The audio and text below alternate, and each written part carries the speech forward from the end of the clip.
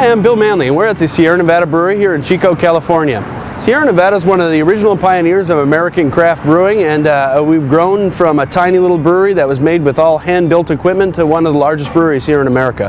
Why don't we go inside and take a tour, and we can see if we can run into Ken Grossman, our founder, the guy who put this whole thing together, and we'll see how some beer is made.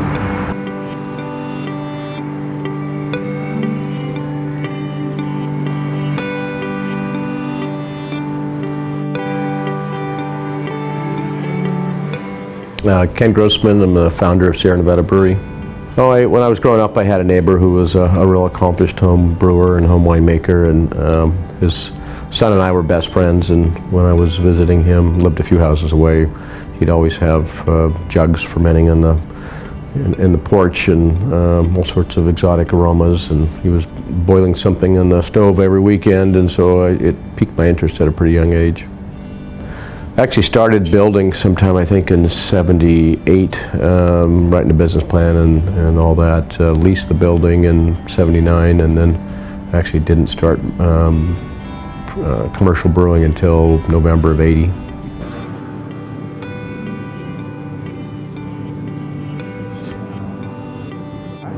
This room here is kind of step one in our main brewing process. We're on the west side of the brewery, which is our main production brewery. And on the west side, we typically make 200 barrels of beer at a time, and a barrel is 31 U.S. gallons, so that's quite a bit of beer. This room is our malt room, and you can kind of see this vessel here. This is where all our malted barley comes into this little hopper.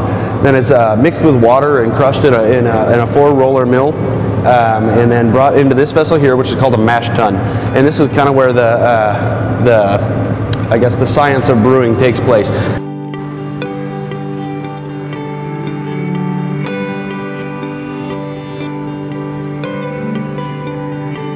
Okay, this is our West Side brew house. It's our main production brew house here at Sierra Nevada. It does 200 barrels at a time, and this is where we do most of our seasonal beers and pale ale, of course, and you know, Celebration, Summerfest, our bigger selling beers.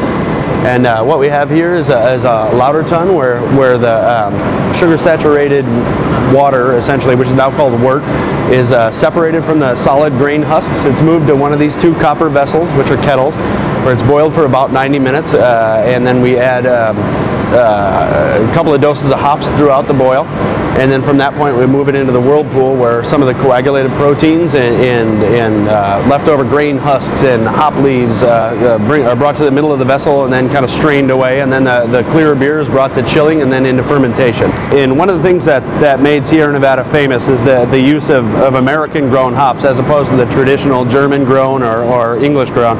And American grown hops, specifically the Cascade hop, which is the finishing hop in pale ale, are really unique because they have a bright, like, pine and citrus, almost grapefruity flavor, and that was almost unheard of before a couple of breweries in the United States started using them, and now they're one of the most popular hops worldwide.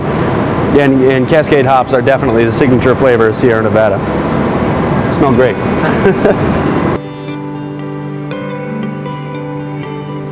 I try to get out in the plant every day. I try to make it a goal to spend some time. I was out walking around this morning already, just to see what's going on and make sure that you know, everything meets my my criteria as far as how the plant's being maintained, and you know, just also get a chance to talk to people and see what's going on in the production side.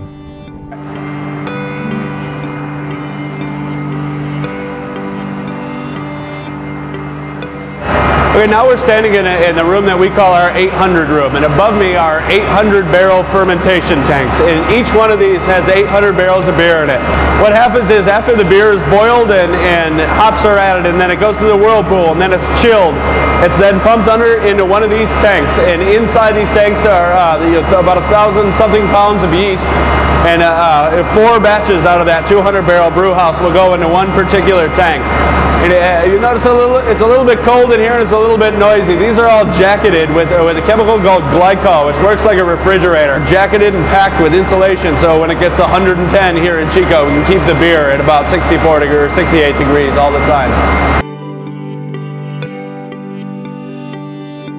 Okay, behind me you can see some of we have 4 300 kilowatt cogeneration fuel cells, and they produce combined about 1.2 megawatts of fuel cell energy.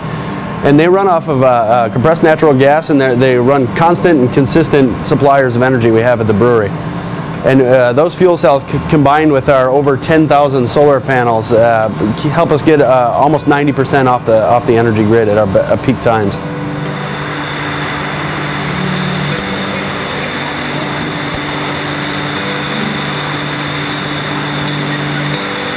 Well, we're continuing to install solar panels. Actually, we got another project coming up, another 800 panels going in. We're expanding our warehousing and trying to cover the energy demand from the warehouse by putting panels on the roof to power the warehouse as far as refrigeration and lighting.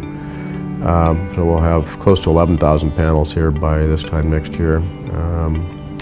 But we're working on some initiatives with recycling, composting, actually just getting ready to purchase a large enclosed composting system so we can compost all of our restaurant waste, so everything from paper towels to food. So we'll go ahead and treat that in an enclosed high temperature composter that'll make it sterile and break down all those things to be able to use for soil amendments.